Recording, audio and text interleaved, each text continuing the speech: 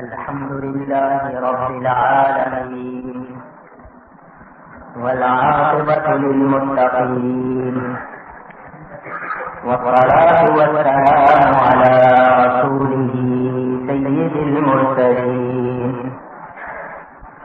رحمة للعالمين شفيع المذنبين سيد الأولين والآخرين سيدنا ومولانا محمد رسول رب العالمين وعلى آله وصحبه أجمعين أما بعد فأعوذ بالله من الشيطان الرجيم بسم الله الرحمن الرحيم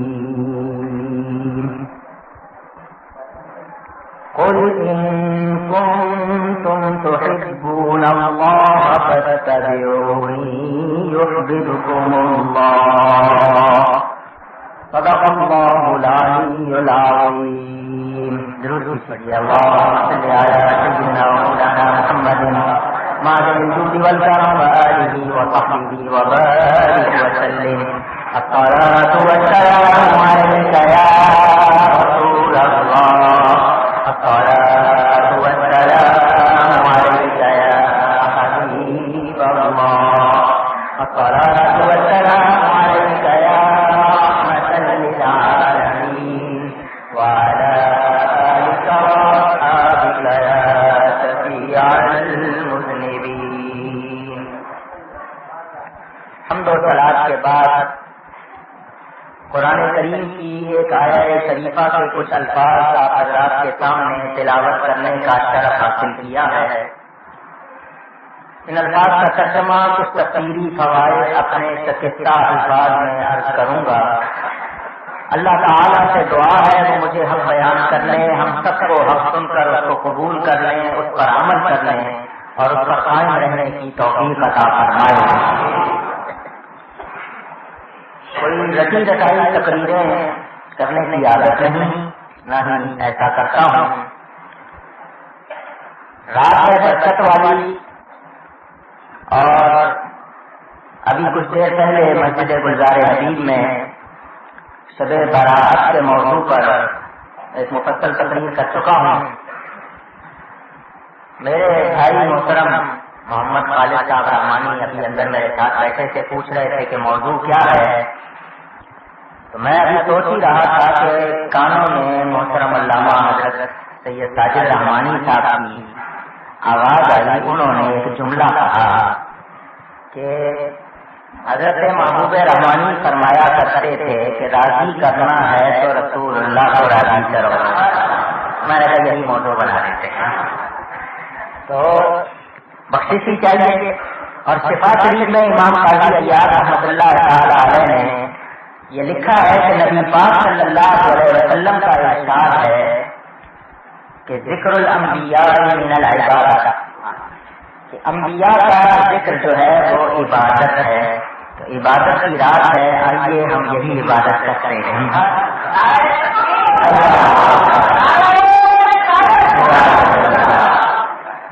اور اولیاء کا ذکر کرنا کفارہ ہے، گناہوں کو مٹانے کا ذریعہ ہے. تو ایک ولی کے آستانے پر نبی پاک صلی اللہ علیہ وسلم کا ذکر مبارک آج کی مبارک رات میں اللہ تعالی قبول فرمائے اور اس کے لیے مجھے خصوصی عنایت بھی ہو تاکہ ادھر سے فیض آئے اور آپ تک پہنچے. حالانکہ ہمارے فاضل محترم اہل سنت و جماعت کے مقتدر خطیب علامہ ابرار احمد صاحب رحمانی تشریف فرما ہیں. خود حضرت ساجد رحمانی صاحب جب بیان پر آئے تو کسی اور کی ضرورت نہیں. مولانا محمد حنیف صاحب موجود ہیں، لیکن ان حضرات نے شفقت فرماتے ہوئے صرف مجھے ہی خطاب پر مأمور کیا ہے. دعا دینے کے لیے دعا کرتا ہوں اللہ تعالیٰ ان حضرات کی عمر میں صحت میں برکت فرمائے اور انہیں سلامت برآمد رکھے.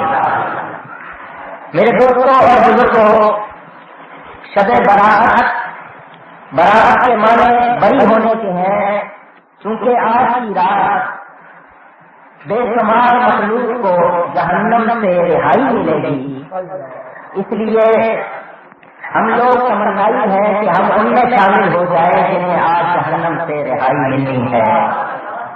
لوگوں نے حمزہ نکال دیا، شب برات کی بجائے شب برات بنا دیا، برات بنا لیا۔ اصل لفظ جو حدیثوں میں اور روایتوں میں مرفوع ہے وہ لیلۃ البراءۃ ہے۔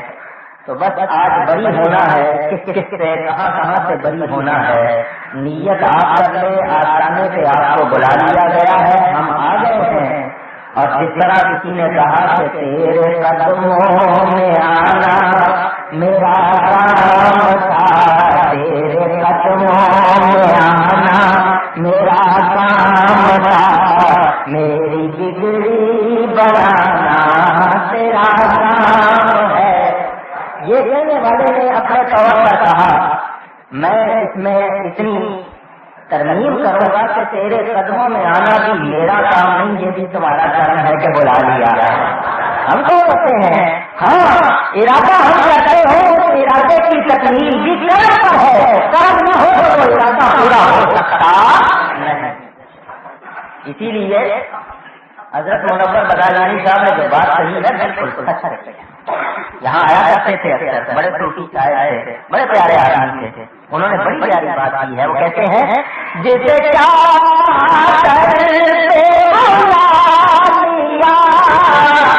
جسے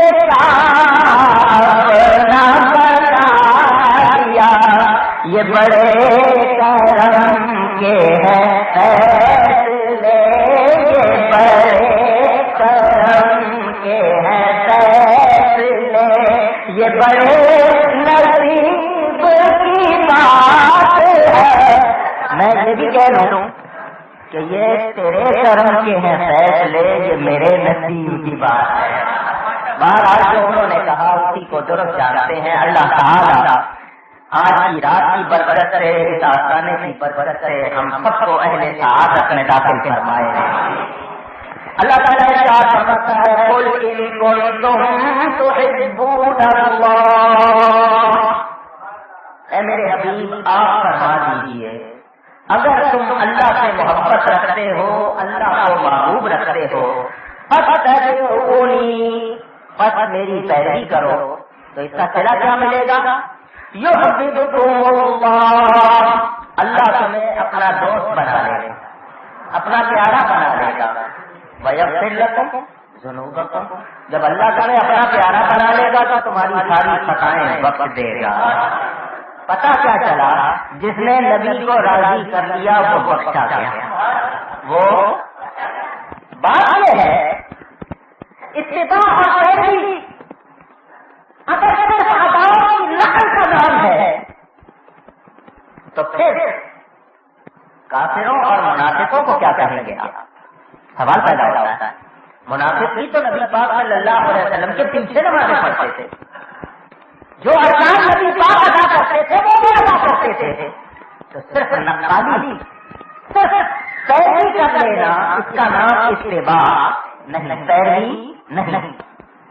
اتباع کا معنی کیا ہے کہ کسی کی محبت میں مخمور ہو کر، سرکار ہو کر، بتقاضائے محبت ایسا کرنے پر مجبور ہو جانا کہ اس کے علاوہ کچھ اور کر نہ سکے، جیسا محبوب کو کرتا دیکھے بس اسی میں مزہ آئے، اسی میں طبیعت لگے، اور محبوب کی ادا محبوب کی نسبت سے پیاری ہو، کیونکہ جس سے محبت ہے وہ آپ کا محبوب ہے، اس کی اداؤں کو محبت سے ادا کرنا، اس کی اتنا قدر کرنا کہ اس میں محبت بھی شامل ہو، اور آپ اس کے کرنے پر اپنے آپ کو مجبور پائیں کہ آپ کو نہ چین ملے اس کے بغیر، نہ اس کے بغیر سکون ملے۔ اس کا نام ہے اصل میں پیروی، صرف نقالی کا نام پیروی نہیں ہے۔ اگر کوئی یہ کہے کہ نہیں وہ لوگ بھی تو نماز پڑھتے ہیں، تو میں یہی بتانا چاہتا ہوں وہ نماز تو پڑھتے ہیں مگر ان کی نماز میں وہ بات نہیں ہے۔ یہ مومن کی نماز ہے جو معراج ہے، یہ ہر ایک کی نماز معراج نہیں ہے۔ تو حضور صلی اللہ علیہ وسلم کی پیروی کرنا اللہ کا محبوب بنا دیتی ہے۔ بات کروں بہت سادی مگر قربانی، بزرگوں کی بات ہے، ہمارے حضرت صاحب قبلہ فرمایا کرتے تھے سکھوں کو دیکھو اپنے گرو کا طریقہ نہیں چھوڑتے، حالانکہ ان کا صرف نہ کوئی صحابی نہ کوئی تابعی نہ کوئی ولی، وہ ایک مجبور فقیر آدمی تھے. انہوں نے بس اپنے اس جذب کی حالت میں بال بال نہیں کاٹے، پچھلوں کے لیے طریقہ بن گیا. انہوں نے اس کو طریقہ ہی بنا لیا، قانون بنا لیا. حالانکہ ان کی پیروی کرنے سے کسی کو کچھ مل سکتا نہیں. اور ہمارے نبی پاک کو اللہ کے حبیب، ان کی پیروی تو اللہ کا دوست بنا دیتی ہے. اندازہ کیجیے وہ حالانکہ وہ پڑھتے ہیں لکھتے ہیں، بڑے بڑے عہدوں پر پہنچتے ہیں، میٹرک کرتے ہیں، ایس اے کرتے، بی اے کرتے ہیں، ایم اے کرتے، پی ایچ ڈی کرتے ہیں، ڈاکٹریٹ کرتے ہیں، سب کچھ کرتے ہیں. لندن امریکہ میں بھی جاتے ہیں، وہاں بھی عہدوں پر لگتے ہیں. مگر کسی سکھ کو پکڑ کے آپ کہہ دیں کہ سرکار کی داڑھی کاٹ دو، آپ اتنا کہیں گے وہ آپ کو مرنے مارنے کو تیار ہو جائے گا. تو تو نے اتنا کہا کیوں؟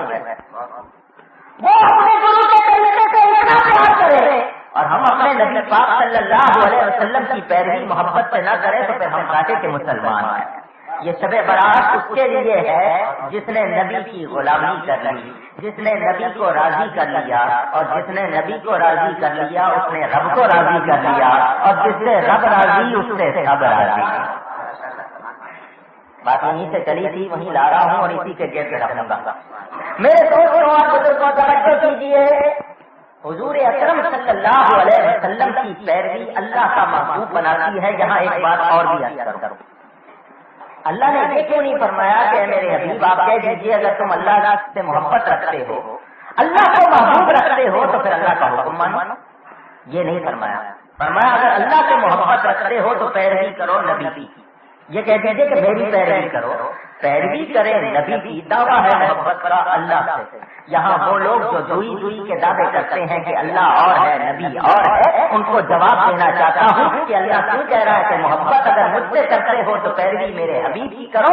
کیا مطلب جو ان کی پیروی کرتا ہے حقیقت میں وہ میری دوستی کا مظاہرہ کرتا ہے، وہ میری محبت کا مظاہرہ کر رہا ہے، کیونکہ یہ حبیب میرا ہے اور اس کی محبت میری وجہ سے ہے. چنانچہ نبی پاک نے بھی فرمایا کہ اللہ کو محبوب رکھو کیونکہ وہ رازق ہے، تمہیں رزق دیتا ہے، نعمتیں دیتا ہے، اور مجھے محبوب رکھو اس لیے کہ میں اللہ کا پیارا ہوں، اللہ کا حبیب ہوں.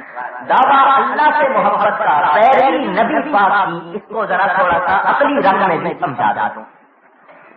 آدمی کو جس سے محبت ہوتی ہے اس کو دیکھنے کا شوق ہوتا ہے، اپنے محبوب کے دیدار کی تمنا ہوتی ہے، اس کو سننے کی تمنا ہوتی ہے کہ میں اس کو دیکھوں، اس کو سنوں. جب کلام سن لیں گے تو پھر دیدار کا شوق پیدا ہو جائے گا. جب دیدار کا شوق پیدا ہوگا تو پھر قرب کی تمنا ہو جائے گی کہ میں کسی طرح اس کے قریب ہو جاؤں. ہم بندے ہیں، رب ہمارا خالق ہے، مالک ہے. ہم کمزور ہیں، وہ قوی ہے. ہم عاجز ہیں، وہ مالک ہے اور بہت قوت والا، بڑی عزت والا ہے. ہماری آنکھیں اس کو دیکھ نہیں سکتی، ہمارے کان اس کو سن نہیں سکتے. تو پھر کیسے بات بنے؟ کیونکہ محبت تو اللہ سے لازمی ہے. والذین آمنوا اشد حبا للہ. ایمان والوں کی نشانی یہ ہے کہ وہ اللہ سے اشد محبت کرتے ہیں. ایک شدید ہوتا ہے، ایک اشد ہوتا ہے، اور اشد شدید سے بھی زیادہ یعنی بہت ہی زیادہ محبت کرتے ہیں. تو اے اللہ تجھ سے بہت محبت ہے، تمنا ہے کہ تجھے دیکھے، تمنا ہے کہ تجھے سنے،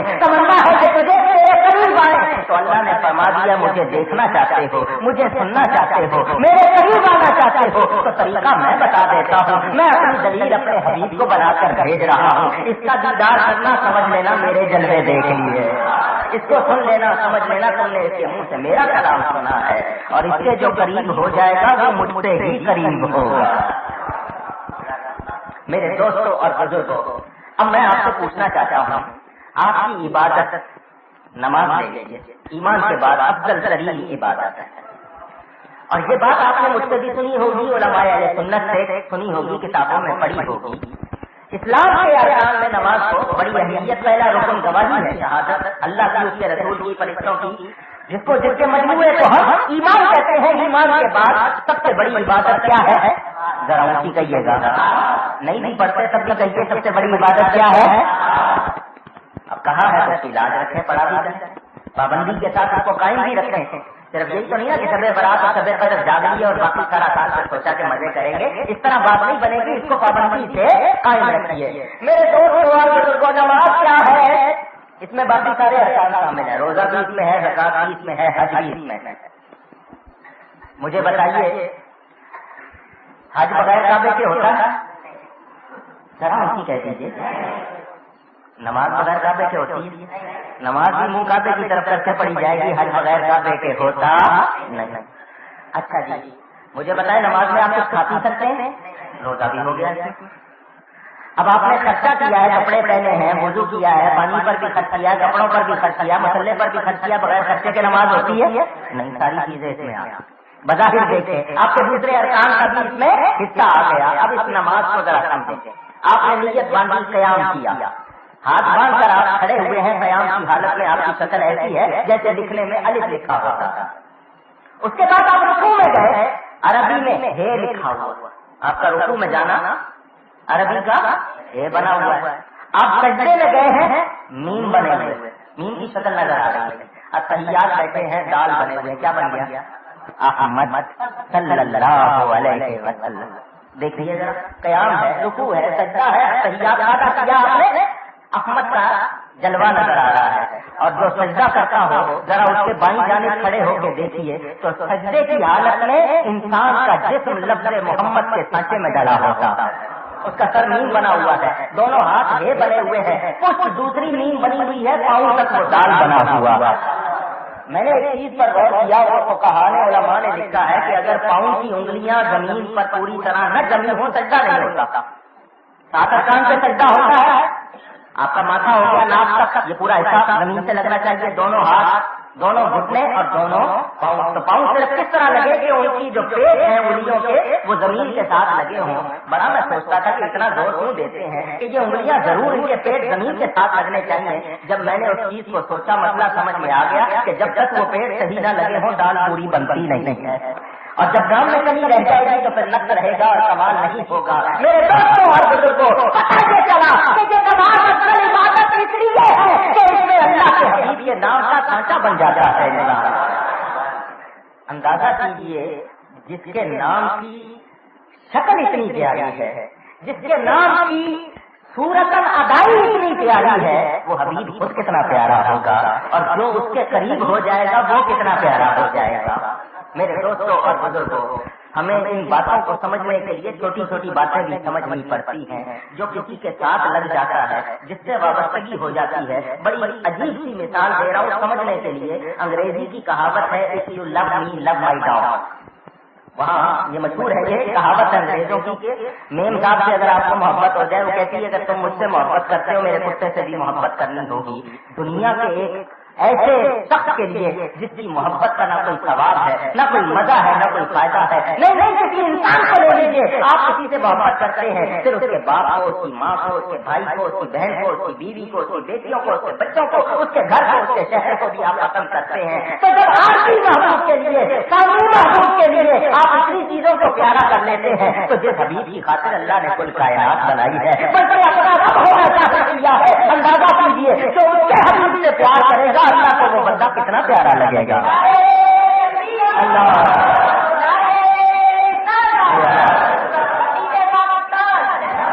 اب شور مچ رہا ہے، ایک طبقہ پاکستان میں پیدا ہو گیا جو کہتے ہیں شب برات کا کوئی اسلامی تصور نہیں ہے، یہ رات اسلامی نہیں ہے، جو مولویوں نے اپنی طرف سے نکال لی ہے۔ یہاں تک کہ سیدنا غوث اعظم رضی اللہ تعالیٰ عنہ پر بھی اعتراضات شروع کیے انہوں نے کہ انہوں نے جو کچھ لکھا ہے شب برات کے بارے میں اس کا بھی کوئی ثبوت نہیں ہے، اور طرح طرح سے بکواس کی۔ میں ان کو بتانا چاہتا ہوں ہم اہل سنت و جماعت ہیں اور سنیوں کا ایمان کچا نہیں ہے، سنیوں کا ایمان کچا، یہ کوئی ہوا کے ساتھ نہیں ہے کہ ادھر کی ہوا چلی تو ادھر ہو گیا، یہ ادھر کی ہوا چلی تو ادھر ہو گیا۔ ارے ہم امام علی مقام کے ماننے والے ہیں جنہوں نے 22,000 کے لشکر کے سامنے سر کو کٹوا دیا تھا مگر اپنے ایمان کو بدلنا گوارا نہیں کیا۔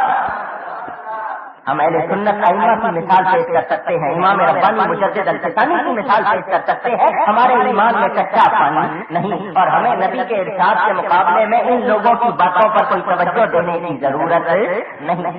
میرے دوستوں اور بزرگوں، آئیے ذرا پہلے تھوڑا سا اس کی بنیاد بناؤں پھر آگے چلوں۔ مولانا روم رحمۃ اللہ علیہ نے اس مسئلے کو بڑی آسانی سے، بڑی عمدگی سے سمجھایا کہ دیکھو اللہ تعالیٰ نے تمہیں سمجھا دیا، بتا دیا کہ اگر تم مجھ سے محبت کرتے ہو میرے حبیب کی پیروی کرو، یہ اللہ کا احسان ہے، اگر اللہ نہ بتاتا تو ہم اللہ کو راضی کر سکتے نہیں تھے۔ مولانا روم اس مسئلے کو سمجھاتے ہیں، آئیے ان سے سمجھتے ہیں۔ مولانا کی عادت ہے یا تو کوئی واقعہ کوئی ہوتا ہے سچا اس کو بیان کرتے ہیں، اس واقعے کا جو نتیجہ پیش کرتے ہیں وہ ان کا مقصد ہوتا ہے. تو ایسا واقعہ سن کر انسان کو دلچسپی ہوتی ہے, وہ توجہ سے اس میں شامل ہو جاتا ہے. جب نتیجہ پیش کرتے ہیں تو اس کی سمجھ میں بات آ جاتی. مولانا فرماتے ہیں ایک طبقہ بہرا اونچا سننے والا, اس کا ایک دوست تھا اور اس سے بڑی اس کو محبت, اپنے دوست سے بہت لگاؤ تھا. اس کا دل چاہتا تھا کہ روزانہ اس کو ملے, اس کے پاس بیٹھے, باتیں کرے, اس کو دیکھے. لیکن اونچا سنتا تھا, اس وجہ سے وہ اس دوسرے کو بڑی اس سے تکلیف ہوتی تھی کہ یہ کیا مصیبت ہے میرے لیے. کہ اور پھر مصیبت یہ بھی ہے کہ جو اونچا سنتا ہے وہ دوسروں کو بہرا سمجھتا ہے, خود بھی اونچا بولتا ہے کہ تو یہ بولتا اونچا ہے, دوسرا سنتا اونچا ہے, میرے لیے مصیبت. بہرحال وہ اس کی محبت کی وجہ سے اس سے نباہ کر رہا تھا. اچانک وہ شخص بیمار پڑ گیا. اب بہرے نے سوچا کہ دوست بیمار ہو گیا ہے تو عیادت کے لیے, مزاج پرسی کے لیے جانا چاہیے. تو اس نے کسی کو مشیر نہیں بنایا, کسی سے آ کر رہنمائی نہیں کی, مشورہ نہیں کیا, پوچھا نہیں کہ میں نے جانا ہے مزاج پرسی کے لیے, دوست بیمار ہے, میں بہ رہا ہوں, بتاؤ کیا کروں کیا نہ کروں. کسی کو ساتھ لے لیتا, کسی کو اپنا رہنما بنا لیتا, کسی سے مشورہ لے لیتا. خود کو اپنے کل سمجھ لیا اور خود ہی پلاننگ کر لی, منصوبہ بندی بنائی. میں جاؤں گا, جا کر سلام کروں گا, وہ سلام کا جواب دے دے گا. اس کے بعد مجھے وہ بٹھائے گا تو طریقے کے مطابق پہلا سوال میں اس سے کروں گا, بھائی تمہارا کیا حال ہے. تو وہ حسب عادت, جس طرح لوگوں کی عادت ہوتی ہے, وہ جواب دے گا کہ پہلے سے اچھا مجھے افاقہ ہے, تو طبیعت بہتر ہے. تو میں اس کے جواب میں کہوں گا الحمدللہ.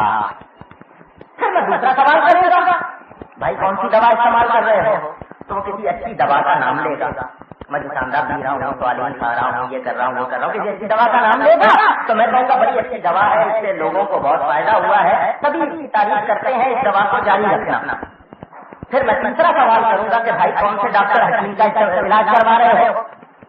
تو وہ شہر کے بڑے مشہور ڈاکٹر کا, جس طرح یہاں ڈاکٹر عبدالرب مشہور ہے, کسی ڈاکٹر کا ڈاکٹر حق کا نام لے دے گا. تو میں کہوں گا ہاں یار وہ تو بڑا مشہور ڈاکٹر ہے, اس کے ہاتھ میں بہت شفا ہے, جو بھی اس کے پاس جا کر میں اس کی تعریف کی, اسی کا علاج جاری رکھنا, کسی اور کے پاس نہ جانا. پھر مریض کے پاس زیادہ دیر بیٹھنا نہیں چاہیے, یہی تعلیم ہے, میں اس کے آ جانا. اب اس نے کسی کو رہنما نہیں بنایا, خود اپنے آپ میں سوال بھی سوچ لیے, جواب بھی سوچ لیے, اور یہ مقصد تھا کہ میں کسی طرح جاؤں اور دوست کو راضی کروں. لیجیے جناب, چل پڑا. وہاں پہنچا, جا کر اس کا دروازہ کٹکھٹایا. گھر والوں نے پوچھا کون ہے, اس نے اپنا نام بتایا. انہوں نے جا کے مریض کو خبر دی تیرا دوست آیا ہے. اس نے کہا کیا مصیبت آ گئی, میں پہلے بیمار ہوں, یہ آ کے مجھے اور بیمار کرے گا, اونچی اونچی بولے گا, مجھے مجھ سے بولا نہیں جا رہا, میری وہ سنے گا نہیں, تو یہ اس کے آنے کا کیا فائدہ. کہاں آیا ہے, بلا لو. یہ کیا تھا کچھ کرنے کے لیے کہ لقاء خلیل شفاء العلیل, دوست کا ملنا بیمار کے لیے شفا ہوتا ہے. یہ تو یہ سوچ کے گیا تھا مجھے دیکھ کے وہ خوش ہوگا, تندرستی آئے گی, اس کو فائدہ ہوگا, اور وہاں الٹا وہ پہلے ہی پریشان ہو گیا تھا, بلا کے بٹھایا. پروگرام کے مطابق اس نے جاتے ہی پہلا سوال کیا, بھائی کیا حال ہے. وہ اس کے آنے سے پہلے تنگ آیا ہوا تھا, اپنی بیماری سے اور پریشان تھا. سوال کرنے پر اس کو کوئی خوشی نہیں ہوئی, اس نے کہا میں مر رہا ہوں. کہنے لگا الحمدللہ, کیونکہ اس نے تو یہی پروگرام بنایا ہوا تھا, میں پوچھوں گا کیا حال ہے, وہ کہے گا پہلے سے بہتر ہوں. اس نے آگے سے کہہ دیا میں مر رہا ہوں, کہنے لگا الحمدللہ. اس کو بڑا غصہ آیا. تو میں نے کہا مر رہا ہوں, تو آگے سے کہتا ہے الحمدللہ. تو اس کا مطلب یہ کہ اس کو میرے مرنے پر خوشی ہو رہی ہے.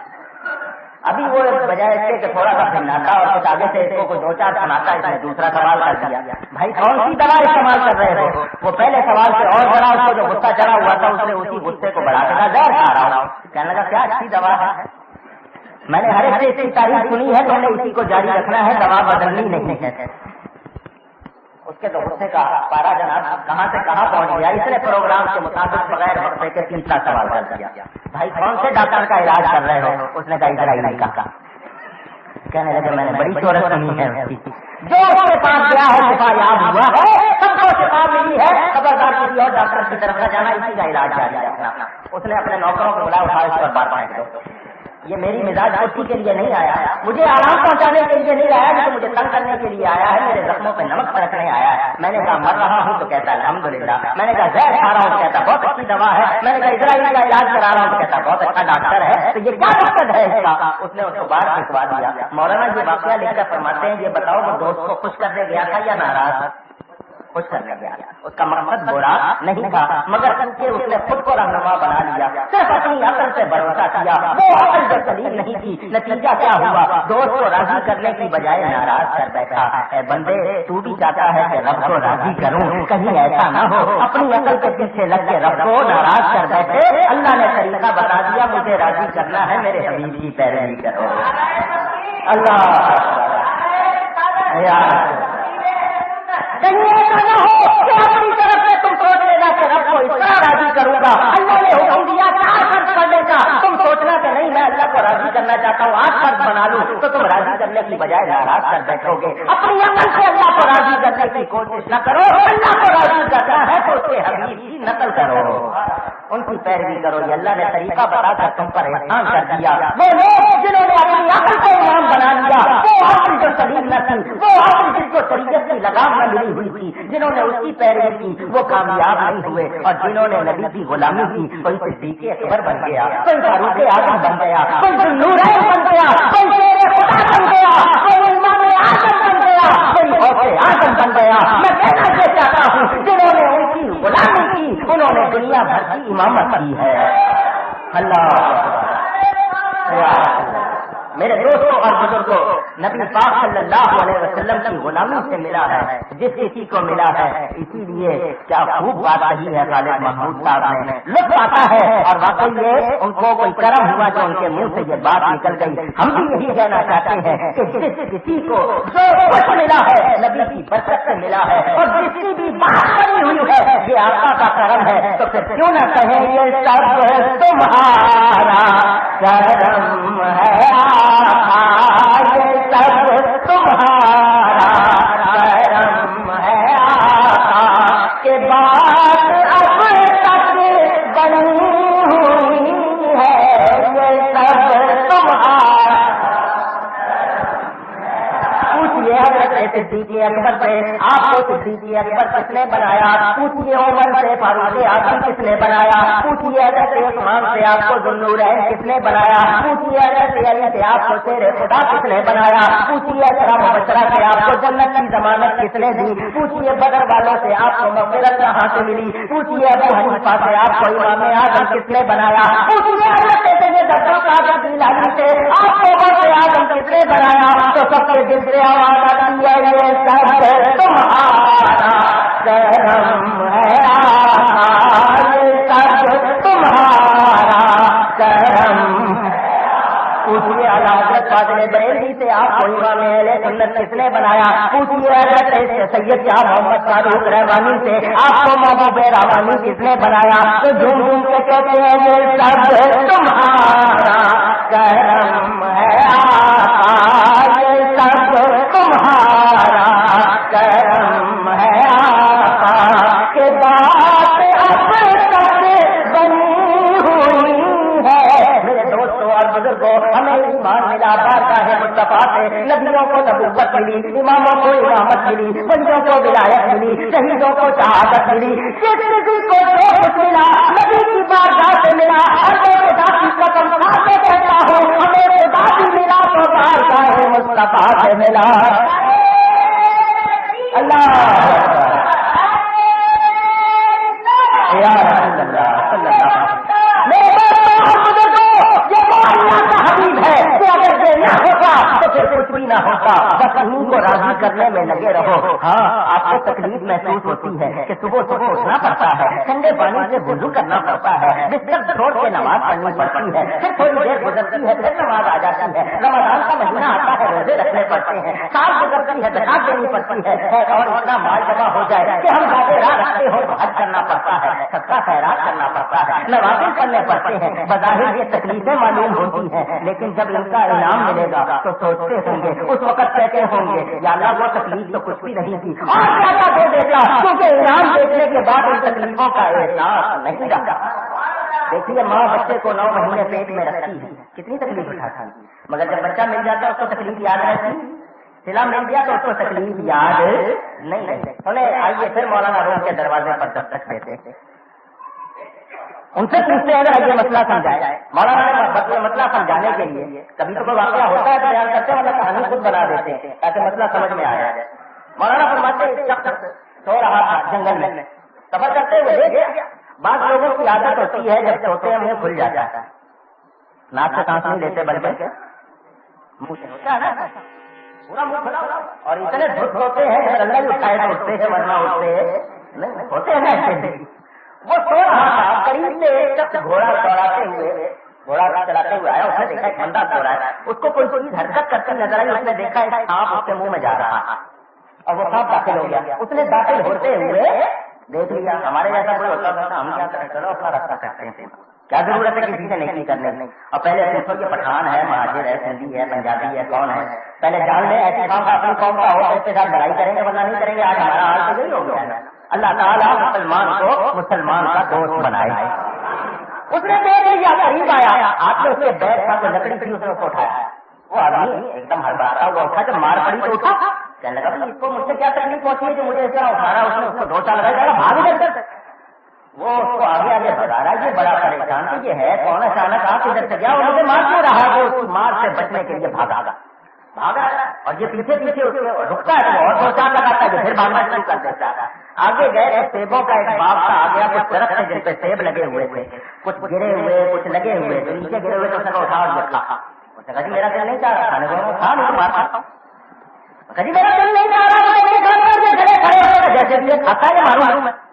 اس نے اپنا ہاتھ رکھا، پھر 3 4 لگائے، اس نے کھانے شروع کر دیے، ایک کھایا اور کھا، دوسرا کھایا، تیسرا، چوتھا، 5واں، اتنے کھلائے کہ گلے لگا، اس نے پھر اس کو مارا کیا، پھر بھاگ، وہ پھر بھاگا، ٹھیک کہنے لگا ایک مرتبہ مار لو نا جتنا مارنا ہے، کیا مصیبت کر دی ہے تم نے مجھے، ہر وقت مسلسل پرہیز کرا رہے ہو، جتنا مارنا ہے اتنا مار لو، چھوڑ دو۔ اس نے کہا تو بھاگتے نہ کر، بھاگتے بھاگتے اس کے اندر میدے میں کچھ انقلاب کرتا ہوا، جس طرح طبیعت خرابی ہو جاتی ہے اس کو قے ہوئی، اس قے میں پہلے وہ سیب کھائے ہوئے سب کچھ نکلا، ساتھ میں وہ سانپ بھی نکل کر گیا۔ جب الٹی میں اس کے وہ قے کرتے ہوئے وامٹنگ کرتے ہوئے سانپ نکلا اور اس نے اپنی آنکھوں سے اس سانپ کو دیکھا تو اب اس کو نہ مار یاد رہی، نہ اس کو دوڑ یاد رہی، نہ وہ سیب کھانے یاد رہے، تکلیف یاد رہی، دیکھ کے خوشی ہونے لگ گئی، اپنی جان بچی کہ میرے اندر سے یہ سانپ نکلا تو اس کو خوشی ہوئی، کہنے لگا یہ کیا بات ہے، اس نے کہا اسی لیے تجھے ساری تکلیف دی تھی، تیرے اندر یہ سانپ چلا گیا تھا، اگر میں تجھے بتا دیتا کہ تیرے اندر سانپ ہے تو خوف سے ویسے مر جاتا، تجھے تو دہشت میں کچھ اور پوچھتا ہی نہیں، تو میں نے تیرا علاج کیا کہ اس سے محنت کروائی، اس محنت کے نتیجے میں یہ سانپ خود بخود باہر آ گیا، اب بول تجھے خوشی ہو رہی ہے یا غم ہو رہا ہے؟ اس نے کہا کہ 2 اور مان لو، آپ نے جو فائدہ پہنچایا ہے اس کے تو کیا ہی کہنے ہیں، اب تو بات ہی اور ہے۔ مولانا یہ بات لکھ کے فرماتے ہیں شیطان کا سانپ تمہارے اندر گھسا ہوا ہے، اے بندے تیرے اندر سانپ نے شیطان نے جگہ بنائی ہوئی ہے، اللہ نے حکم دے دیا عبادت کر، صبح کر، دوپہر کر، شام کر، رات کر، مسلسل کر۔ آپ کو اس وقت بڑی مہنگی لگ رہی ہے لیکن جب یہ شیطان باہر نکلے گا جنت ملے گی، بولو خوشی ہوگی یا نہیں ہوگی؟ دیکھیں مسئلہ سمجھ میں آ گیا، تکلیف لگ رہی ہے، لگ رہا ہے کہ نہیں اتنی مشقت کرنی پڑتی ہے، دوسروں کو دیکھے وہ مزے کر رہے ہیں، ان کے پاس قبضہ بھی ہے، ان کے پاس آبادی بھی بہترین ہے، بڑے مزے سے رہ رہے ہیں اور ہم کتنی تکلیفیں اٹھا رہے ہیں۔ کوئی اٹھ کے کہتا ہے برف گرتی ہے تو بیچارے مسلمانوں پر رحمتیں ہے تیری اغیار کے کسانوں پر، تمہیں آج سے کہنا پڑ رہا ہے، لیکن جس دن تمہیں ان مشقتوں کا انعام ملے گا اس دن ساری تکلیفیں بھول جاؤ گے، اس دن کہو گے یا اللہ اور تکلیفیں بھی ہوتی ہیں، آج جو انعام مل رہا ہے اس کے مقابلے میں وہ تکلیفیں کچھ بھی نہیں۔ ہم لوگوں نے بات کو سمجھا نہیں، اصل میں لوگوں نے اس کو مشقت سمجھ لیا، یہ عین راحت۔ اب ذرا نیچے اتر کے بات سمجھاؤں آپ کو کسی سے محبت ہو جائے بتائیے نیند آتی؟ گھبرائے نہیں، شرمائے نہیں، بتا دیں نیند آتی؟ ساری رات جاگنا پڑے تو جاگ لیتے ہیں یا نہیں؟ پوچھ رہا ہوں، خوف بھی نہیں آتا، کوئی کام کرنا پڑ جائے ویسے رات کے اندھیرے میں اٹھ کے نا آپ کا دل نہیں چاہے گا، پتہ نہیں دل اندر سے ذرا گھبرائے گا، لیکن اگر محبوب نے بلا دیا رات کو کہ آ جانا نا، آپ کو نہ ڈر لگے گا، نہ خوف ہوگا، نہ سردی لگے گی، نہ موسم کی پرواہ، نہ خرچے کی پرواہ۔ ایک عارضی محبوب کا نشہ، ایک فانی محبوب کا نشہ آپ سے تکلیف کے احساس کو ہٹا دیتا ہے، اور اس حبیب کا جن کو نشہ ہو جائے پھر ان کو کیسے نیند آئے؟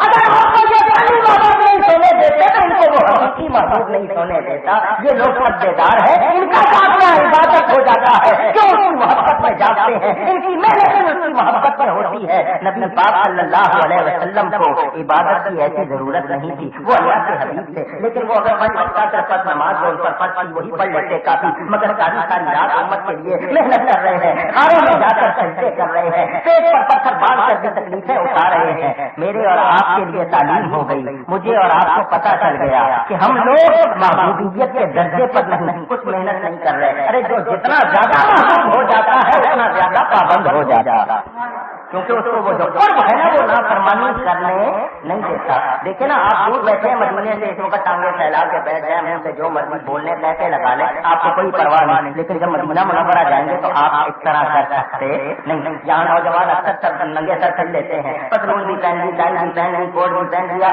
जिस तरह मर्जी घूम फिर लिए। मदीना मुनव्वरा में ये इस तरह नहीं करते, जितना कुर्ब होता जाएगा उतनी ही एहतियात होती जाएगी, उतनी ही बेहतरी होती जाएगी। जब शहर का कुर्ब इतना हुआ तो ये इनकलाब आ गया, जब हबीब का कुर्ब हो जाएगा फिर कितना इनकलाब आएगा, अंदाजा कर लीजिए। मेरे दोस्तों और बुजुर्गों, बस जिसने रब राजी करना है वो रसूल को राजी कर रहा है, और जिन्होंने रसूल राजी कर लिया उनसे पूछो, वो कहते हैं बस इसमें जो मजा है वो किसी और चीज में मजा नहीं है।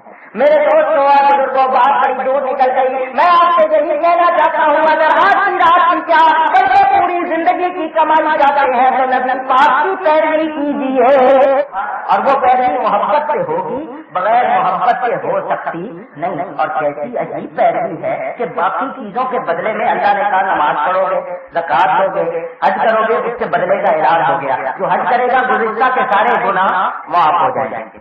यही है ना हदीस, यही है ना, यही हुक्म है ना कि जब वो वापस आएगा तो फिर रजा कयौमी वलदत हो उम्मुहु, हदीस अल्फाज याद आता है कि वो जब वापस आएगा हज करके तो ऐसा हो जाएगा जैसे उसकी माँ ने उसी दिन उसको जना, यानी गुनाहों से ऐसा पाक हो जाएगा। ये किसका सवाब है? हज का। वो हज जो मकबूल होगा, वो हज नहीं जरा कभी ऐसी कर रहे हैं, मकबूल हज का, लेकिन इंशाअल्लाह नेकों के सच्चे हमारा हज भी मकबूल है। चले हज का ये सवाब, ज़कात का क्या सवाब? एक के बदले 700 गुना, जिसके लिए अल्लाह चाहे दुगना कर सकते। 1 रुपया देंगे उसका सवाब 700 गुना मिलेगा, या 1400 गुना, या अल्लाह ताला जितना। सबर का अजर बगैर हिसाब बगैर हिसाब के। नमाज का कितनी मिलेगा? और दूसरी नेकियों का बयान मौजूद है, मन जाअ बिल हसनति फलहु अज्रु अम्सालिहा, कि कोई एक नेकी करे उसको 10 गुना मिलेगा, किसी का 700 गुना, किसी का 1400 गुना, हर नेकी का अजर बयान कर दिया। लेकिन नबी की पैरवी का अजर क्या बयान किया? जरा दिल पे हाथ रख लो। अरे किसी को जन्नत चाहिए, किसी को माल चाहिए, किसी को नेमतें चाहिए, ये नबी की पैरवी है जिसका अजर से मिलेगा तो अल्लाह तुम्हें अपना महबूब बना देगा। ये अजर बयान कि तुम पैरवी करो, अजर क्या मिलेगा? अल्लाह तुम्हें अपना महबूब बना देगा। तो जो अल्लाह का महबूब हो जाए फिर उसे कोई कमी रहेगी? समझने के लिए बात करो। पहले भी सुनी हुई आप, खलीफा हारून रशीद ने अपना महल सजाया, तरह तरह के इनाम और अहकाम की नेमतें रख दी, जितनी कनीजें जितने गुलाम थे सबको बुलाया और कहा आज तुम सबसे खुश होकर तुम्हें मौका दे रहा हूँ, जो जिस चीज पर हाथ रख देगा मैं उसको दे देगा। तरह तरह का सोना चांदी जेवरात हीरे जवाहरात चीजें सजा दी। गुलामों की कनीजों की ईद हो गई, आगे आगे बढ़ के किसी न किसी चीज पर हाथ रखा, किसी न किसी चीज पर। एक कनीज आगे बढ़ी, उसने खलीफा साहब से हाथ रख दिया, कभी मैंने इतनी चीजें रखी हैं, तुम भी इनमें से आगे बढ़ के किसी चीज को सुन लो, देखो मैं सबको दे रहा हूँ तुम्हें भी दे दूंगा।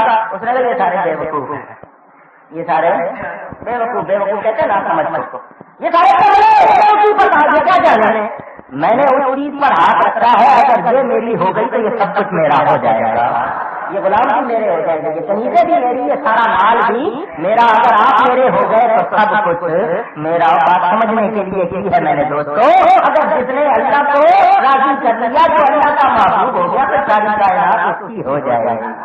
क्या कमी रह जाएगी? आप सिर्फ जन्नत की तमन्ना करते हैं? सुना नहीं आपने किसी आशिक का वो शेर के डर दौलत बदला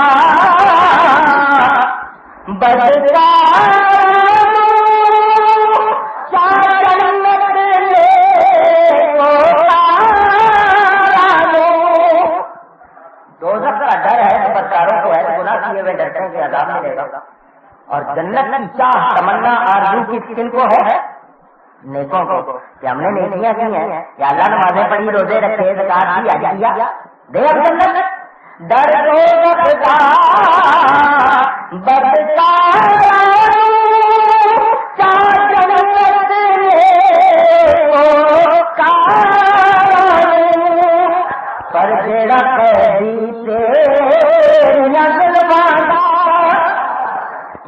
رسول اللہ صلی اللہ علیہ وسلم پجرا جیتے یا گلما دا یا گلما دا او جنت دو رکھتی جانے جیتے یا گلما دا او جنت دو رکھتی جانے اور جس کو اللہ کا حبیب مل گیا اس کو سب کچھ مل گیا. یہ محبت کی باتیں ہیں ہر ایک کی سمجھ میں آتی نہیں ہے، اسی لیے کہتے ہیں نا کسی محبت والے کے پاس آؤ اور بیٹھو جوتیاں سیدھی کرو تو پھر کچھ ملتا لگے نا بستر لوٹے لیتے ذرا کچھ نہیں لگ رہا. اللہ والوں کے پاس آ کے بیٹھو دیکھو اللہ والوں کی بھی بات سنو. علماء بیٹھے ہیں میری ضمانت کے لیے سجد سب بیٹھو میں درمیان ہے دو کری سنے ایک دائیں اور ایک بائیں دونوں رحمانی میں درمیان میں خطرے سے محفوظ ہوں. توجہ کریں ہر عمل کی جگہ ہوتی ہے. آئیے اولیاء کی زیارت کی بھی بات آتا ہے. حضور اکرم صلی اللہ علیہ وسلم نے اپنے صحابہ کے سامنے فرمایا کیا میں تمہیں تمہارے اچھوں کی خبر نہ دوں؟ انداز کرتے ہیں آقا کا کتنا پیارا تجسس پیدا کرنا شوق پیدا کرنا تمہیں تمہارے پیار تمہارے اچھوں کی خبر نہ دو. صحابہ نے کہا حضور ضرور بتائیے. آپ نے بتائیے گا اور کون بتائے گا؟ تمہارے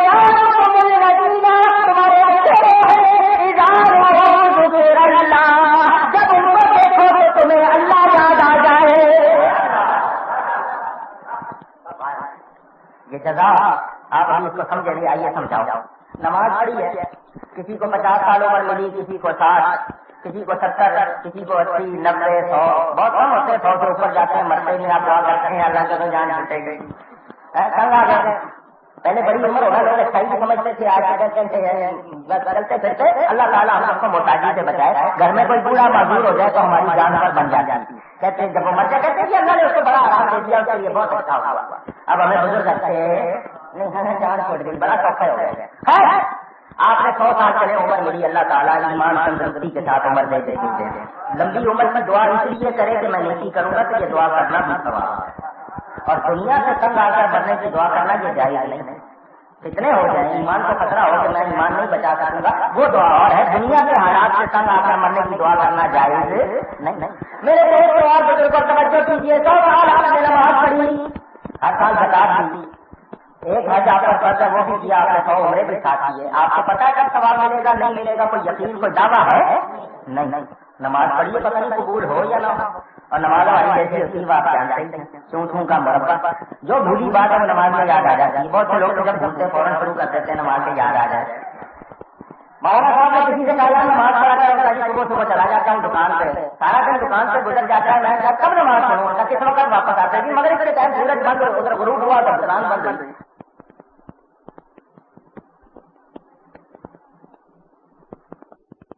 صبح چلا جاتا ہوں دکان پہ سارا دن دکان سے گزر جاتا ہے. میں کب نماز پڑھوں گا کس وقت واپس آتا ہے مغرب کے ٹائم سورج بند ادھر غروب ہوا تو دکان بند ہوئی. تو ان کا مغرب بھی پڑھ لیا کرو گا جب آتا ہوں مسجد خالی ہو چکی ہوتی ہے. اچھا عیسائی پڑھ لیا کرو. اب کیا جواب ہے مولوی صاحب تھکا بہت ہوتا ان کا نہیں ایک نماز تو پڑھوں گا آج کل سے پڑھوں گا.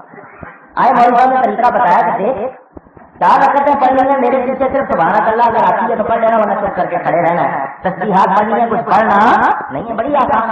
اس نے پہلے دن پڑھی دوسرے دن خود بخود پہنچ گیا مولوی صاحب پڑھے تھے شروع میں کہ دیکھو میں نے کل اس کو نماز سے لگایا تھا آج کچھ آ گیا تیسرے دن چوتھے دن مولوی صاحب یہ نماز پڑھے گا. ایسا ایک پہ لگایا ہے اسی طرح 500 پہ لگاؤں گا. وہ 8-10 دن گزرے نماز کا وہ جناب عشاء کا پابند مولوی صاحب بڑے مطمئن کہ میں نے ایک شخص کو نمازی بنایا ہے. ایک دن اس کو پہنچنے میں دیر ہو گئی ذرا روکر سوکر حساب کتاب وہاں پر کو بند کرنے میں دیر ہو گئی. جب واپس آیا تو اتفاق سے جماعت ختم ہو چکی تھی. واپس مسجد میں پہنچا جا مانا صاحب جماعت ہو گئی کہاں ہو گئی. بڑا افسوس. مانا صاحب واقعی ہو گئی بالکل ہو گئی پڑھ کے ابھی سارے ہوئے. مانا صاحب تم اپنی پڑھ لو جماعت ہو گئی افسوس بڑا. ان کا میاں افسوس کرتے رہو گے اپنی بھی پڑھو گے بڑا افسوس ہے جماعت ہو گئی. کب تک افسوس کرو گے اپنی پڑھنے کے لیے بڑا افسوس ہے جماعت ہو گئی. ہوا کیا ان کا بات سے کچھ پڑھنا تو ہوتا نہیں. اس میں سارے دن کا حساب کر لیتا تھا. اب اپنی پڑھنی پڑے گی تو سارا کچھ پڑھنا پڑے گا. افسوس اس بات کا ہے جماعت ہو گئی. تو اس طرح کی نماز ہماری اللہ ماشاء اللہ سب کا ایک ایسا حال ہے نہیں. اور روزہ صرف منہ کو کھانے پینے سے بند کیا ہوا ہے ہم نے باقی سارے کام جھوٹ بھی بول رہے ہیں، آپ تول میں بھی کمی کر رہے ہیں، آنکھوں سے غلط چیزیں بھی دیکھ رہے ہیں اور دل میں غلط خیالات بھی ہیں، جو کچھ صرف کھانے پینے سے رکے ہوئے باقی سب کچھ ہم کر رہے ہیں۔ زکات پہلے آمدنی بتائیں کہ پاک ہے یا نہیں، پھر زکات کا مسئلہ تو بات کا، اور حج پہلے لسٹ بنائیے، VCR لانا ہے، TV لانا ہے، یہ لانا ہے، وہ لانا ہے، حج تھوڑی کرنے گئے، شاپنگ کرنے گئے یا بیٹی کا جہیز جمع کرنے گئے۔ تو ہمارے تو حج کا بھی اللہ ماشاء اللہ، اور مسجد نبوی میں بیٹھے ایک دوسرے سے پوچھ رہے ہیں تو انہیں فلانی مشین کہاں سے لی اور تم وہاں پہنچے ایک چیز کے لیے پہنچے، یہ حال اللہ ماشاء اللہ لوگوں کا۔ تو بتائیں ان عبادتوں پر ناز کر سکتے اور ان کے ثواب کا کوئی پتہ نہیں، اگر اللہ اپنے فضل سے دے گا تو کب ملے گا، کتنا ملے گا، کوئی دعویٰ کر سکتے نہیں، مگر ادھر ولی کو دیکھو جزا اسی وقت ملتی ہے۔ اللہ کے ولی کو دیکھو، آپ کو انتظار نہیں کرنا پڑے گا، اسی وقت جزا ملے گی۔ نبی بات فرماتے ہیں اظہار ہو، یہ تمہارا عمل ہے کہ ادھر تم نے یہ عمل کیا کہ ولی کو دیکھا، ادھر جزا ملی، ذکر اللہ تو تمہیں اللہ یاد آ گیا، ادھر نگاہ کی ادھر جزا ملی، بس نگاہ اٹھانے کی دیر کی جزا اسی وقت ملی، اور جن کو دیکھنے پر اتنی جلدی جزا ملتی ہے ان کے ساتھ لگ جانے پر کتنی جزا ملے گی، اندازہ کریں۔ اور یہ سلسلہ کہاں شروع ہوتا ہے؟ محبت والے کہتے ہیں جب ولی نگاہ ڈال دیتا ہے آپ کا سفر شروع ہو جاتا ہے، جب آپ کو دل میں جگہ دے دیتا ہے آپ کی منزل طے کرا دیتا ہے۔ بھائی یہ دو ہی کام ہے، ادھر نظر ڈالی، دل میں رکھا بیڑا۔ اور میں نے کسی کتاب میں پڑھا، بڑا اچھا جملہ ہے، مولانا روم کی مجھے ترجمانی معلوم ہوتی ہے کہ دھوبی کے پاس جب کپڑا آ جاتا ہے میلا تو پھر دھل جاتا ہے، اس کپڑے کے لیے شرط یہ ہے کہ دھونے والے کے پاس پہنچ جائے، دھوبی کے پاس پہنچ جائے، بس دھوبی کے پاس پہنچا نہیں اور میل دور ہو گئی، یعنی ادھر پہنچا اور ادھر کام ہو گیا۔ تو اگر میلا کپڑا دھوبی دھو دیتا ہے تو بس کوئی گناہ گار نبی کی طرف لگ جائے اس کے گناہ بھی دھل جاتے۔ بات ہے مصطفیٰ تک پہنچو تمہارا کام بھی حل ہو گیا۔ مدینے نہیں جا سکتے تو یہ برانچیں اسی کی تو ہیں، نبی کے ہی دیوانے مستانے بیٹھے، ادھر آ جاؤ، یہ ادھر تعلق پہنچا دیں گے، وہ نبی تم کو خدا تک پہنچا دے گا۔ بات وہی آئی ہے جس نے نبی کو راضی کیا اسی کی مشکل آسان ہوئی، اسی کا مسئلہ حل ہوا۔ اگر سب برات کی برکتیں بھی چاہتے ہیں تو نبی کو راضی کرنا ہے، نبی کو راضی نہیں کیا تو بات نہیں بنے گی۔ حضرت صدیق اکبر نے ساری عمر یہی کام کیا، یہاں تک کہ جب ایک قبیلے نے زکات دینے سے انکار کر دیا تو انہوں نے اس عشق کا مظاہرہ کر دکھایا اور بتا دیا کہ میں لڑنا پڑا تو لڑوں گا، نبی پاک کی اداؤں میں تبدیلی نہیں ہونے دوں گا، ان کے قانون کو نہیں بدلنے دوں گا۔ جو انہوں نے اس پر عمل کر کے دکھایا وہ آنے والے کے لیے ایک نظیر مثال قانون بن گیا کہ جو نبی کی پیروی کرے گا وہی کامیاب ہوگا، جو نبی کی پیروی نہیں کرتا وہ کامیاب ہو سکتا نہیں۔ محبت ہونی چاہیے، محبت ہونی چاہیے، اور وہ محبت ایسی ہو۔ مجنو کو لیلا سے محبت ہو گئی، اس نے قانون کی پرواہ نہیں کی، خاندان کی پرواہ نہیں کی، اس نے کسی چیز کی بھی پرواہ نہیں کی، صرف یار کو راضی کرنے کی فکر کی۔ ہم کیسے غلام ہیں، ہم کیسے کلمہ گو ہیں، کیسے امتی ہیں کہ نام نبی کا لیتے ہیں اور ان کے بارے میں یہ جستجو نہیں کرتے کہ وہ راضی ہو جائیں۔ محبت والا وہی ہے، اٹھتے بیٹھتے چلتے پھرتے اس کو یہی دھن لگی رہے کہ میں کس طرح اپنے محبوب کو راضی کروں۔ چاہے سوچ رہے ہیں ایک لفظ ایک شعر ایسا نکل جائے کہ حضور راضی ہو جائے، عالم کوئی ایک بات نبی کی شان میں ایسی لکھ دوں حضور راضی ہو جائے۔ یہ عربی جاننے والے، دوسری زبانیں جاننے والے امام شافعی نے ایک تمنا کی، میں ایسا درود لکھوں کہ اس درود میں سب کچھ آ جائے، حضور راضی ہو جائے۔ ان کا وہ درود وظیفہ بن گیا۔ حضرت شیخ سعدی نے تمنا کی نبی کی ایسی تعریف کروں وظیفہ بن جائے، وہ بھی وظیفہ ہو گئے۔ تو بھائی کرتے ہیں آپ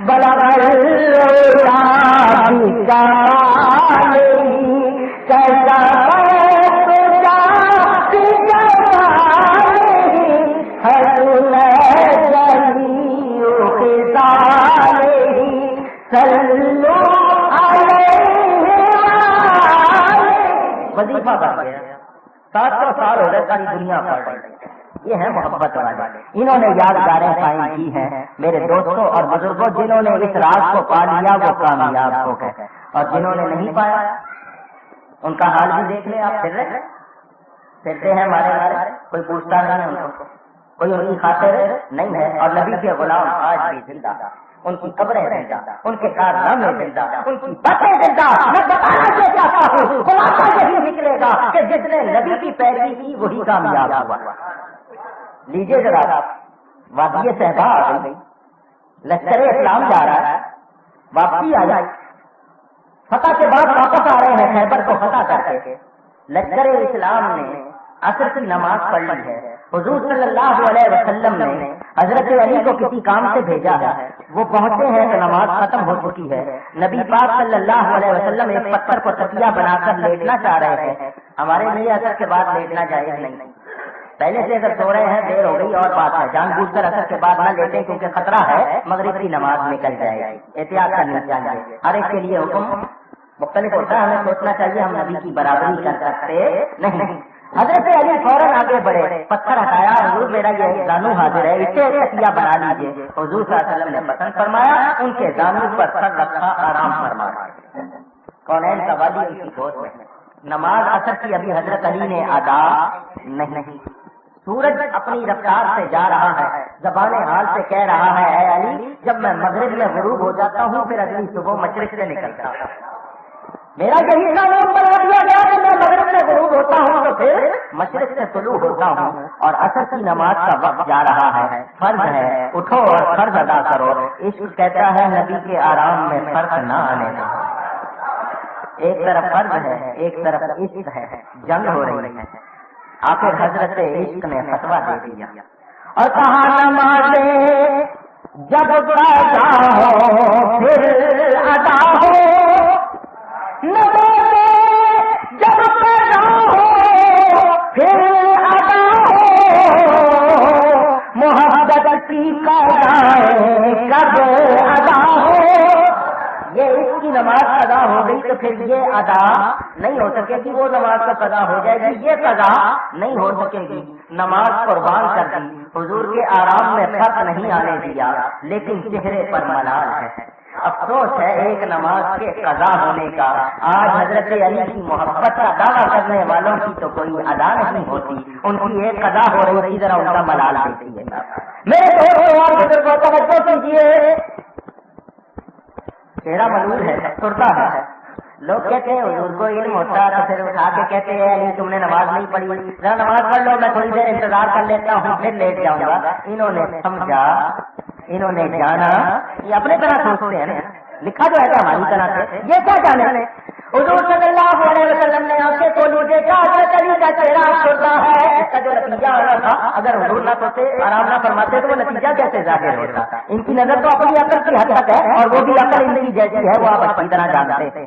میرے دوستوں اور بزرگوں، حضور نے پوچھا تھا اے علی کیا بات ہے؟ حضرت علی نے یا رسول اللہ صلی اللہ علیہ وسلم میں نے ابھی عصر کی نماز نہیں ادا کی اور سورج غروب ہو گیا، میں نے نماز نہیں پڑھی.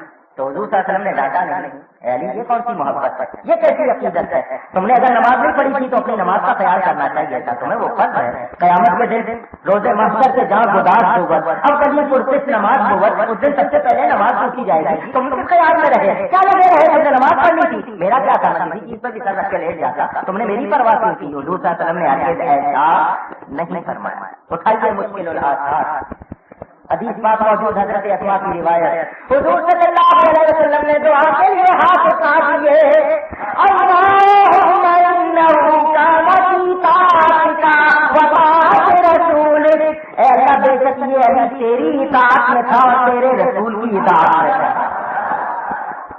کتنے مسئلے حل ہو گئے. اس آقا کے قربان جائیں. کیا فرماتے ہیں اللہ بے شک یہ علی انہ کی ضمیر ان کی طرف جاری ہے، بے شک یہ علی تیری اطاعت میں تھا، تیری فرما برداری میں تھا اور تیرے رسول کی فرما برداری.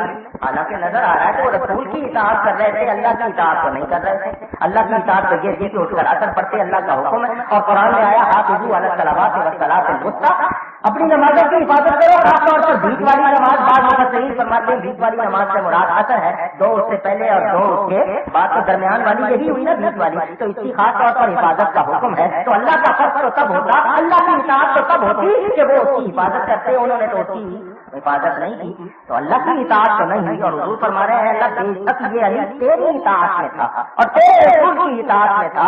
فرض علیہ الشمس، اس پر ڈوبے ہوئے سورج کو لوٹا دیتے، اس پر ڈوبے ہوئے سورج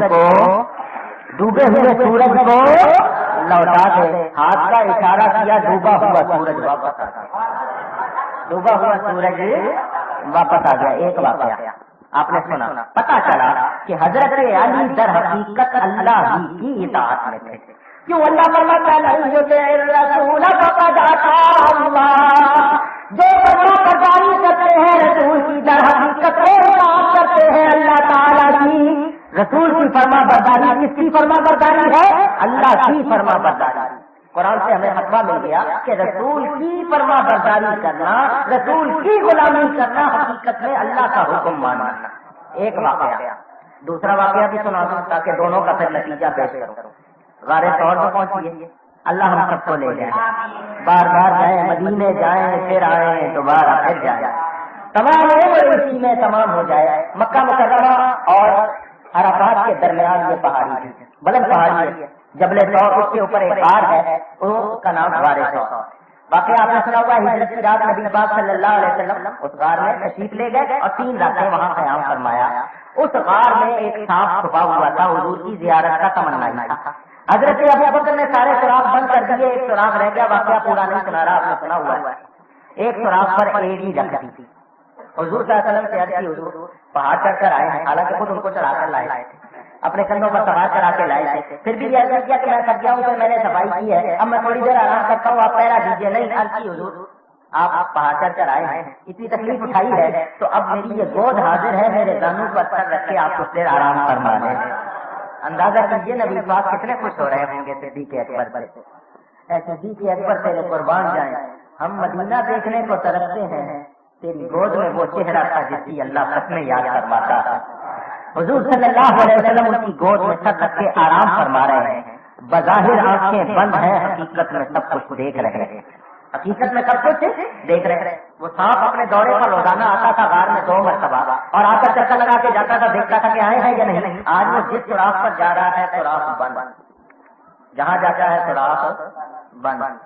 او آتے آتے عمر گزاری، حضرت نہیں آتا فرماتا، آتے آتے عمر گزاری تے چلے خار ہزارہ، مالی باغ نہیں کھن دیندا تے آیا جدو بہارا۔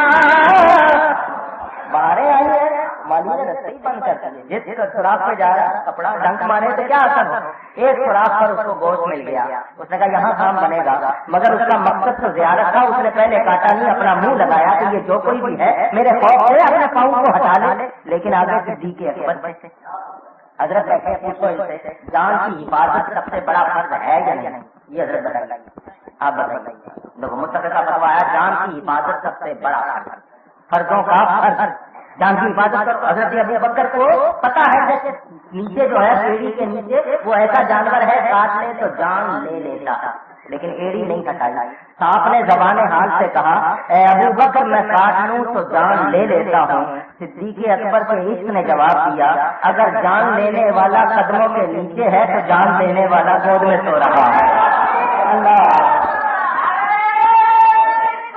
یا رسول اللہ، سانپ نے جب دیکھا کہ میں مقابلہ نہیں کر سکتا، اس نے چاہتا اپنا کام دکھایا، مگر صدیق اکبر کے عشق نے استقامت دکھائی، ایڑی پاؤں ہٹا دو، سرکار کی نیند میں فرق آ جائے، حالانکہ جان کی حفاظت بڑا فرض ہے، اللہ کا حکم، جان کی حفاظت کرو۔ نبی پاک صلی اللہ علیہ وسلم نے بھی ہمیں تعلیم فرمایا، یہاں تک فرمایا کپڑے پہنو تو اتار کے پہنا کرو۔ آپ کپڑے جا کے لٹکا دیتے ہیں پھر اتار کے پہنتے ہیں، اس میں کوئی جانور کو کیڑا لگ سکتا ہے، اتار کے پہنو۔ موزے جوتے پہنو، اتار کے پہنو۔ رات کو سو چراغ بند کر دو، آگ نہ لگ جائے۔ پہلے دیے ہوتے تھے چراغ، موم بتی وغیرہ، اب یہ بجلی اس میں بھی سرکٹ ہو جاتا ہے، آگ نہ لگ جائے۔ حفاظت کا حکم دیا طرح طرح سے، کھانے پینے کی چیزوں کو ڈھک کے رکھو، ہر طرح سے حکم ہے، حفاظت کرو جان کی۔ نبی پاک کی تعلیم بھی یہی، اللہ کا حکم بھی یہی، مگر صدیق اکبر اس کو نہیں مانتے، نبی کے آرام کا خیال رکھتے ہیں، جان قربان کر کرتی۔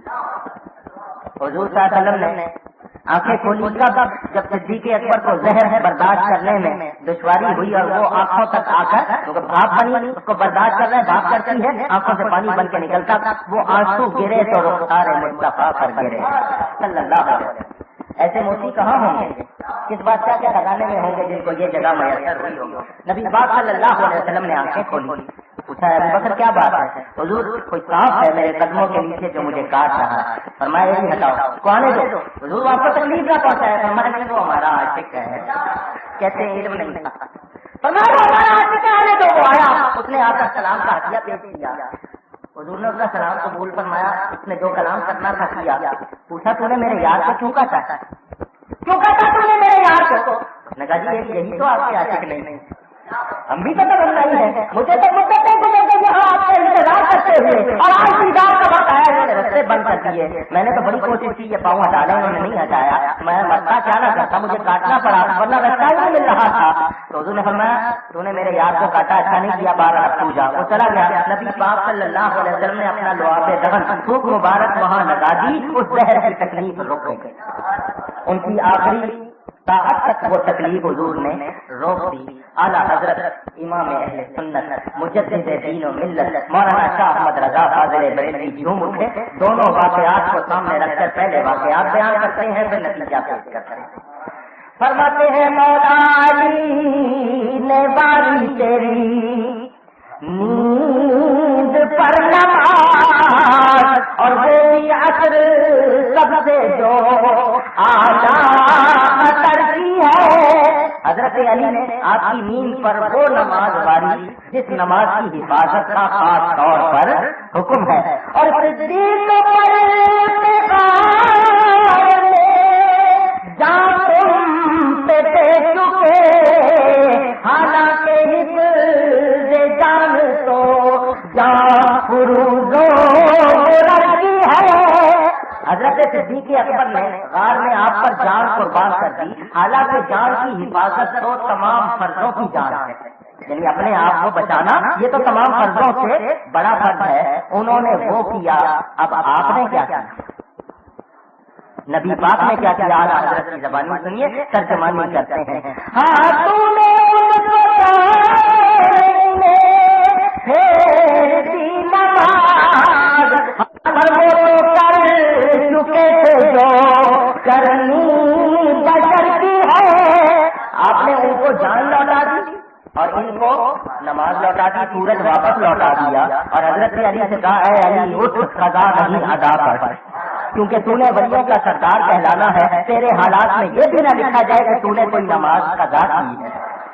انہوں نے نماز وقت پر ادا کی، اور ادھر حضرت ابو بکر کو حضور نے جان لوٹا دی، ان کو دوبارہ بوقت وفات تکلیف ہوئی، اس سے پہلے اس زہر کی تکلیف نہیں، حالانکہ انہوں نے جان قربان کر دی۔ اعلیٰ حضرت فرماتے ہیں جو ایک بشر کر سکتا ہے وہ کر سکتے۔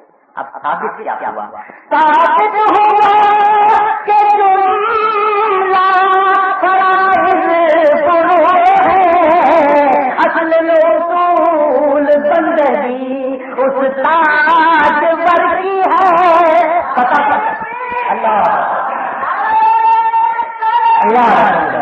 اصل اصول بندگی اس تاج ور کی ہے۔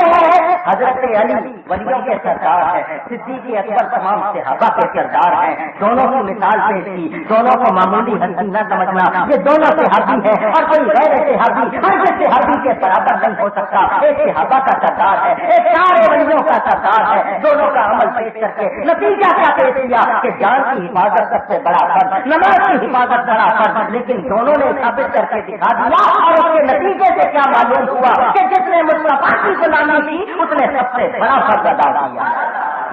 اصل بندگی یہ ہے کہ محبوب کو راضی کرو، اصل بندگی کیا ہے؟ محبوب کو راضی کرو، اور جس نے محبوب راضی نہیں کیا اس نے کچھ بھی راضی نہیں۔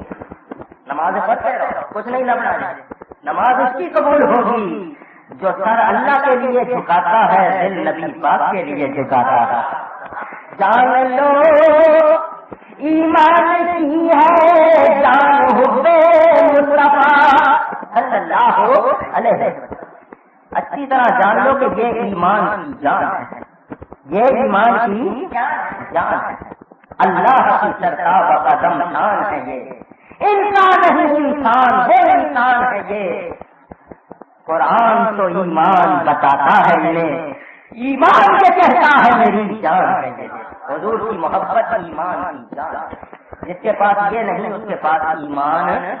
جان لو ایمان کی ہے جان حب مصطفیٰ صلی اللہ علیہ وسلم، اور بدل حب نبی بے سود ہے ذکر خدا، اور بغیر حب نبی بیکار ہے ذکر خدا.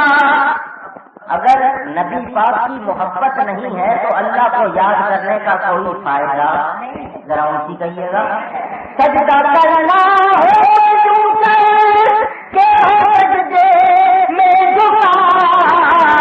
سر خدا کے واسطے دل مصطفیٰ کے واسطے. اس طرح سجدہ کرو کہ جب سجدے میں جھکے ہوئے ہو تو تمہارا سر اللہ کے لیے جھکا ہو, دل مصطفیٰ کے لیے جھکا. اللہ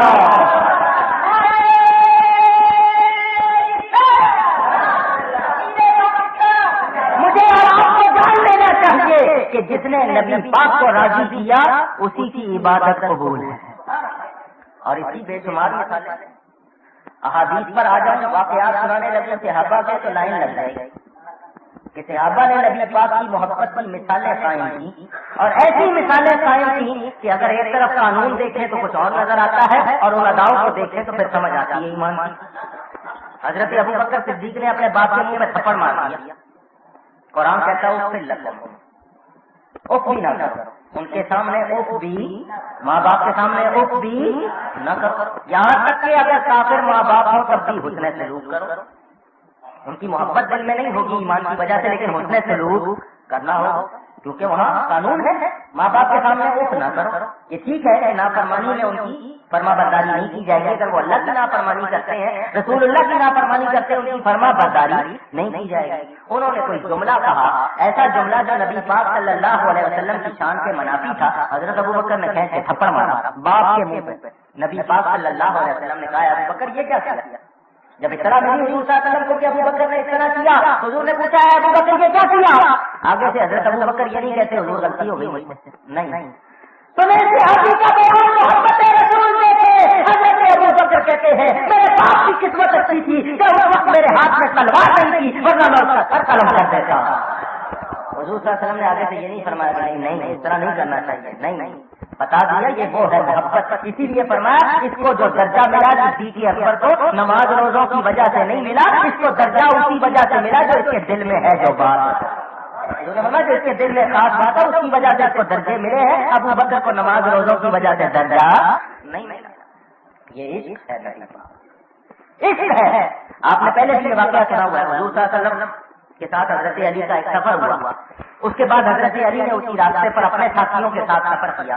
سفر کرتے ہوئے راہ چلتے ہوئے جو راستہ ہے اس سے دائیں جانب ایک دم راستہ چھوڑ کے نیچے اترے. ایک درخت ہے, اس کی چار حالانکہ اونچی ہے مگر اس کے نیچے سے جھک کے گزرے. پھر واپس اسی راستے پہ آگے چلنے لگ گئے. ساتھی بڑے حیران کہ یہ سیدھا راستہ چھوڑ کے اندر اترے ہیں اور وہ صاف اونچی ہے, اس کے باوجود اس کے نیچے سے جھک کے گزرے. پھر واپس آئے ہیں, یہ معاملہ کیا ہے, ایسا کیوں کیا؟ حضرت علی سے ساتھیوں نے پوچھا اے امیر المومنین آپ نے اس طرح کیوں کیا؟ آپ نے راستہ چھوڑ کے نیچے اترے, وہ درخت کی حالانکہ صاف اونچی تھی, آپ سیدھے بھی گزر سکتے تھے مگر آپ جھک کے گزرے. پھر واپس اسی راستے پر آ گئے. یہ ماجرا کیا تھا؟ فرمایا مجھے نہیں پتا اس کی وجہ کیا ہے, میں نہیں جانتا یہ ماجرا کیا ہے. ایک مرتبہ اسی راستے پر نبی پاک کے ساتھ گزرا تھا, حضور نے اسی طرح کیا تھا. اس اونچی چاپ کے نیچے حضور بھی جھک کے گزرے تھے. مجھے تو آقا کی ادا یاد ہے, مجھے اس کی وجہ معلوم نہیں. میں پیروی کرنا چاہتا ہوں, مجھے محبت کا یہی تھا جس طرح آقا نے کیا ہے اسی طرح کرو, مجھے اس کی وجہ جاننے کا شوق نہیں. یہ ہے محبت. صحابہ کرام محبت کی مثالیں قائم کر رہے ہیں. اور آج ہم لوگ چونکہ چنانچہ اگر بالفرض گویا کہ ان چیزوں میں پڑے ہوئے ہیں, ارے شب برات آئی ہوئی ہے, اس محبوب کو راضی کر لو. اگر وہ راضی ہو گیا ساری مشکلیں دور ہو جائیں. اچھا سنیں, یہ شب برات آپ کو کس نے دی ہے؟ پوچھ رہا ہوں آپ سے. اگر حضور نہ ہو تو آپ کو ملتی, ان کی برکت سے ملی ہے نا. اس کو لیلہ مبارکہ اگر کہا جائے تو اس کی برکتیں ہمیں کیسے ملی؟ ہمیں تو ایمان بھی ان کی بارگاہ سے ملا ہے, انہی کی برکت سے ملی ہے. اور جنت بھی ملے گی, بخشش بھی ملے گی, نجات بھی ملے گی تو انہی کی برکت سے ملے گی. ان کو راضی کرنا ضروری. قیامت کے دن شفاعت کا تاج انہی کو پہنایا جائے گا, مقام محمود پر انہی کو بٹھایا جائے گا. انہی کی شفاعت سے ہم لوگوں کا بیڑا پار ہوگا. ورنہ قرآن میں اللہ فرماتا ہے استغفر لہم ام لم تستغفر لہم 70 مرتبہ فلن یغفر اللہ لہم. اگر تم 70 مرتبہ بھی ان بےایمانوں کے لیے سفارش کرو گے محبوب ہم تمہاری سفارش ان تمہارے گستاخوں کے حق میں نہیں مانیں, گستاخوں کے حق میں. اور جو تمہارے غلام ہیں محبوب اشارہ کرتے جانا, کوئی نہیں روکے گا.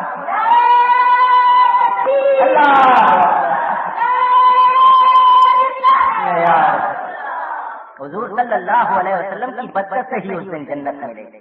آج کی رات جبریل